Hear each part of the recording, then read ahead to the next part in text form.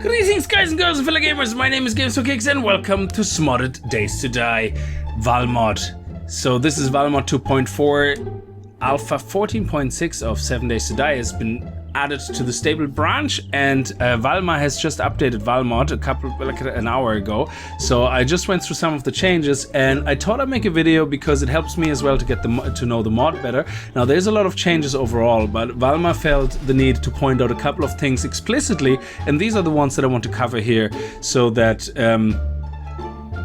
first of all, you guys can see them, and second of all, I can actually see some of the changes, even about things that I didn't even know how they were before, and it helps me to get to know the mod myself a little better. So the first thing you will see now when you log in with Valmod, so this is, by the way, this is a test world, we're not starting a new game. I'm still running my game. So the first thing you see now is that when you start Valmod, you get a nice welcome message. Thank you, welcome to Valmod. Thank you for choosing Valmod to start with. Please search your crafting menus for class and craft the class briefcase you want to start off with. Then place the briefcase on the ground and unlock with a key. So this is very fun. So nothing has changed there actually. It's just that the little quest. Okay, this is just the quest from the actual 7 Days to Die. So let's just get rid of that quest. There we go, remove that. And just because we are playing usually survivors, because I will noticeably see the most difference in survivor, I want to stick with survivor for now in this and see. Now, of course, because we are playing a test world, I also don't want to get killed by some stupid bear straight away. So let's just enable everything we need to survive. So, okay, let's start by doing what the note said. And give our class selection and select survivor. Let's craft it. Give ourselves the suitcase as we always do, and let's piss off a little bit so we don't have the bear on our backside. And there we go. Excellent. So let's open that. And we can immediately see that we get a hell of a lot more items than we previously did. So we still have all that jazz here. We still have the crossbow. We still have the crossbow balls. So that hasn't changed. But again, I'm not sure if we got all these schematics beforehand, but I don't think we did. So this is pretty cool. So we have improvised traps, which is woodlock wood spikes. I think we had them before. I could be just imagining that. We have animal snares and chicken coops right away. And we have improvised weapons, which is the barbed club and the bone shift and the blunderbuss, which is really nice. I like that. So, I mean, I think that's the same as before. And, of course, the crossbow. And this time, though, straight away, iron crossbow bolts and steel crossbow bolts, so we can craft them straight away. Because I know this was not part of it before, because I wasn't able to make steel crossbow bolts, I think, even though I did know how to... I started with an iron crossbow. So the iron crossbow recipe is part of it, which kind of makes sense because if you're a survivor, you should already know how to make the weapon that you actually start with. It kind of makes sense. So, well, you probably did, but anyway, it's the ammunition that is the difference as far as I know.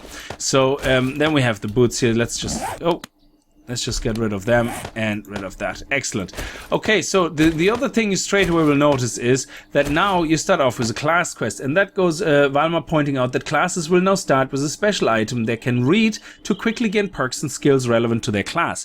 This class quest, once activated, gives you 3 quests in a row. Okay, I don't know if there's any more after because I only have tested it for the first 2 levels because it takes a lot of time. So you will see now why. So let's read this and you see, oh, a survivor knows how to be silent when needed. Go kill some zombies without being hurt. So basically what it wants you to do now is kill 25 zombies, and you should see the quest now up there. Ah, okay, it's not tracking. There we go. You should see the quest there. The survival challenge: kill any zombie. So you have to have 25 zombies killed with the crossbow, because if you're trying to complete this mission with like melee weapon or a gun, won't work. Requirements: holding a crossbow. If I'm not holding a crossbow and I'm looking at this, you can see it's red and it won't count. I tested it, believe me. I tried to be clever and hold a crossbow while I'm blowing them up with mines. Doesn't count. You have to do it with a crossbow, which is really good. I like it. So this is very nice. And what basically happens now when you complete this quest, you get 25 crossbow balls as a reward plus 1 point archery skill. So it doesn't go to 1, it gives you an extra 1. Then after that you get the survivor quest 2-3, which asks you to kill 50 zombies. The reward for that is 3 extra archery skill points and 50 crossbow balls. The next one after that is going to be killing 100 zombies, and you get another 5 archery skill points as far as I remember, and you get 100 crossbow balls. So by the end of that, you should be 9 archery skills higher, plus whatever other archery skill you already hire from shooting, which brings me to the next point, to the next thing that he pointed out was that it is now easier to level up your archery skill. It should no longer take forever, and be more reasonable in increasing in skill points, in your skill levels. And you should also gain more experience with it for the higher tier arrow you're using. So if you're shooting crossbow bolts, you get less experience on the same level if nothing changes to your person than if you would use steel crossbow bolts. So now it kind of is a benefit to upgrade your crossbow bolts as quickly as possible, which is nice. Now, the next update that Valmod mentioned is on plants and seeds. So Valmod has added packs of seeds to the game. Now, instead of finding a dozen different types of seeds, you either find a random seed item that places a random plant, or you find a pack of seeds. And the way this works now, I'm gonna need some more than that, so just to show it to you. So these stack to 100, by the way, which is absolutely brilliant, yeah?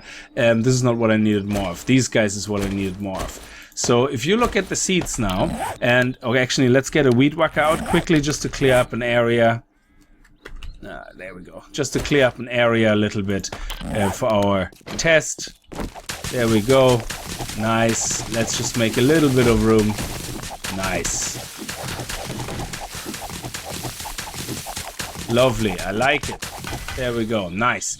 Now I have a little bit of room here. Now, if we look at these plants now, these guys are just plant seeds. They're not particular seeds. You place them. Okay, the first one is invisible. The next one is, I don't know. This is definitely not the same. And this is different. And this is different. And this is different. There you go. So what we basically have here is placing just plant seeds. We already got 5 different groups of flowers. Okay, so you get some corn here. I don't know exactly what that is. That seems to be maybe a yucca plant or something. I don't know. I have no idea. But anyway, the point is plant seeds now give you random plants. Now, of course, if you hit one of those random plants, if you hit one of those, like this guy here, it still gives you cotton. So if I hit this plant here, oh, that is actually cotton.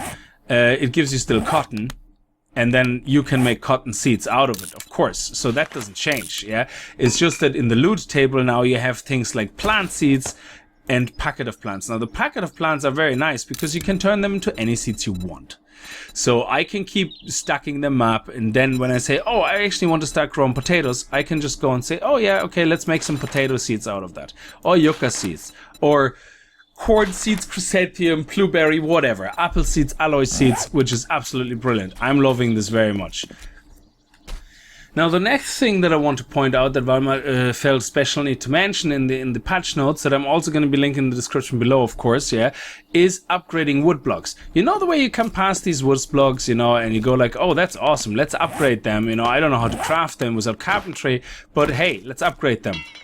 Yeah, well, that's not gonna work. And you're gonna say, well, you only have 2 wood. Yeah, sure, let's give ourselves some more wood, why not? Yeah, that's still not gonna work. No.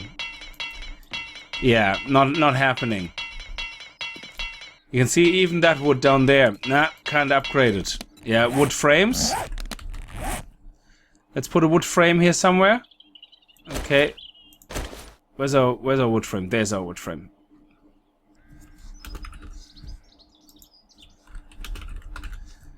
There you go. There's our wood frame. Wood frame, let's place it down. Nope, not gonna happen. And that is because you now need a carpenter kit. And the carpenter kit is something that you can only craft when you actually have learned carpentry. So if we learn carpentry, once we actually found the recipe, there you go. So it makes carpentry now a little bit more important if you want to survive. Yeah. Now, there we go. Now we know carpentry. And we should now be able to craft carpenter kits. Let's just get some nails. There we go. And they're actually pretty fast to craft. So if we have like 100, you can see it takes 9 seconds to craft 100. Okay. Now it is a little bit of an overhead and a little bit of wait time if you want to do a lot of upgrading. But the point is that you can do that now. There you go. And it only uses 1. Okay. Oh. Yeah. Sorry. Yeah, just 1. There you go. And here again, just 1. So, which is very nice. It doesn't force you to use 10 wood, which is actually nice because it also changes the... Oh no, it actually uses 4 nails and 10 wood. So yeah, so it basically is the same amount of wood that you spend on upgrading. It just basically forces you to convert it into something useful, to find a way of using the carpentry book, which is really nice because, yeah, you shouldn't know how to work with wood if you haven't read the book. Now, the next thing I want to show you is the broken door. Now, the change here is really not that big, except what happened before was, yes, you still needed a doorknob to fix a broken door, but instead of having the doorknob now in your hand, you... or instead of whichever way you did before, you now need the doorknob in your inventory and use an actual repair tool, like this. Boom, there you go. And if you destroy the door, of course, you're gonna get the doorknob back. There you go, it's in the inventory again, and then we can use it again to fix the door. Pretty brilliant, excellent stuff. Now, the next thing we have is the fuel logs. Now, of course, you know, I just learned myself the chemistry, so we can actually make fuel logs. Now, fuel logs have 2 upgrades to them. One of them is, so let's just pretend we've made a lot of tallow. One of them is that, where's all my wood? Sorry about that. So, there you go, is the time to craft is down to 9 seconds, or 10 seconds per wood log, which is, per fuel log, which is great.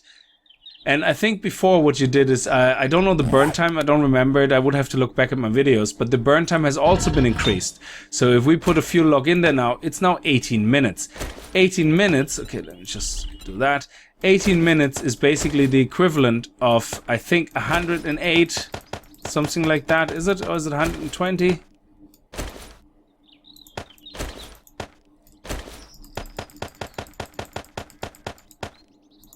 There, 108 wood logs, which is absolutely brilliant. And that should help a lot with the heat map, because as far as I was told in the comments several times is that if you burn wood, 108 wood, for each wood that it cycles through, click, click, click, click, it increases the heat map. Meanwhile, fuel log, again, it takes 18 minutes for one to burn. So the heat map shouldn't be increasing as quickly as before. That's a very nice change. I like that very much. Now, one of the other changes that was made is Valmod has added 2 more knives. One of them is the butcher's knife and one of them is the skinner knife. The idea behind it being the skinning knife gives you more hides and the butcher knife gives you more meat. Meanwhile, the normal knife just gives you more normality, I suppose. So in this case, let's spawn in some stag. So if we have... Oh, of course, I spawned it outside the box. Why do you think I built this stupid box, you stupid animal? Unbelievable. That's too far away. Let's shoot you right in the ass. There we go.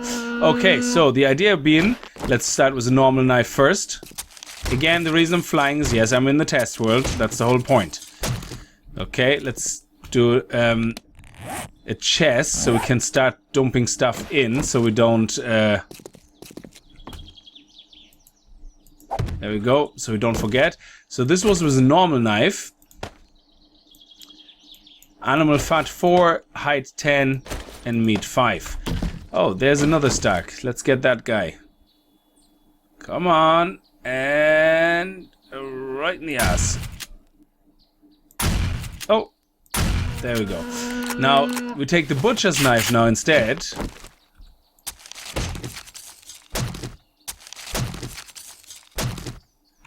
And we get 9 raw meat and 16 hide. So we actually get a lot more hide as well, which is very unusual. So the butcher's knife is supposed to give more meat only, not more hide, as far as I understand it. So this might not be something that is working as expected. So I mean, here you can see very much more meat, of course, but also more hide and definitely more fat. So that seems to be a big win-win-win for both of these knives. Now let's try the skinning knife.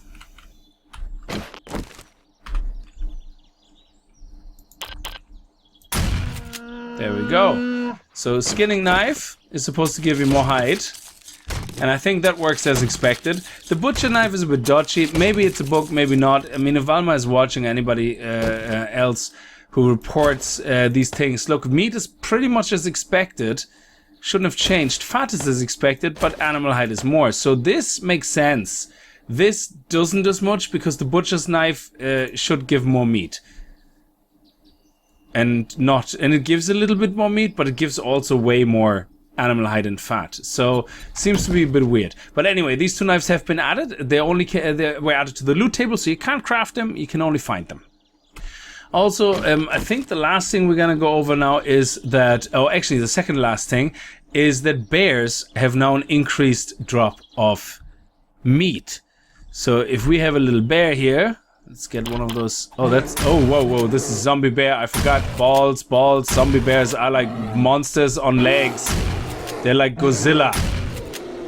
Holy balls. Let's not test that on this type of bear. Genie Mac, that could have gone bad.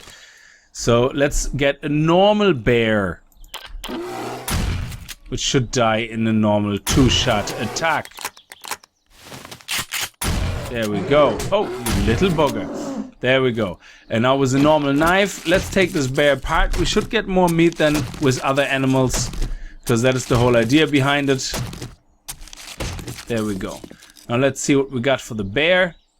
If we open our chest, we got 10 meat, which is lovely. That's definitely more meat even than the one with the butcher's knife. We got the hide, which is approximately the same as before, and that I would say because the bear is bigger, you get a little bit more. But anyway, there you go. So bears more meat, new knives, specialization, even if they probably need to be balanced a little bit. Okay, the last thing I want to show off to you guys is something that is not new, but that Valma felt like to share as a tip. Because he said a lot of people might not have known that. I didn't know that. I never tried that. But that is actually very interesting. Now, if you look at the fridge that you find in every common house, say you have your energy drink with you. Your energy drink gives you a nice place for stamina, hydration, and wellness. But what happens if you left-click a fridge with it? Oh. It turns into a cold energy drink, which now also has a cool drink effect. Now, how awesome is that? I didn't know that. Any drink you take will get a cold drink effect applied when you put it in the fridge. Now red tea already actually has that, so but for some reason we can still turn red tea into cold red tea, and it basically doesn't change. I think so. Coffee again in the beginning, actually quite something quite hot that people complain about when they have to drink it on a hot weather day. But here we go, we have some iced coffee now, which is basically gonna cool you right down. And this is very handy. I mean, this already existed in the mod as far as I know. The same for bottled water and purified water. It turns into bottled, purified, and into bottled. Cold bottled water and cold purified water, which is really nice. So there you go, you have all your drinks now that you can have a quick cold drink effect applied to it if you go and find a fridge and left click on it. Now I think that's pretty much it. Let me just go through the notes quickly. Yeah, I don't think I forgot anything from the special announcements. The rest, there's a lot more changes, okay? In generally, also something I can show you, leveling your archery skill is now not taking as long. I don't know if I just said that a second ago. If I did, I apologize. But your archery skill is going up much faster now, and especially with higher tier ammo, which means if you do steel crossbow balls, you get more experience than you do with crossbow balls, which is nice. So I leave this episode here. This was just a quick overview on all the new stuff we're doing. Well, it wasn't quick. It took probably quite some time anyway to get through it. But I hope you enjoyed that. There will be a proper Valmod episode continuing all over the world next time. So if you did enjoy it, remember to kick the like button in the balls. And I hope to see you guys in the next episode. Until then, as always, viel Spaß and happy gaming.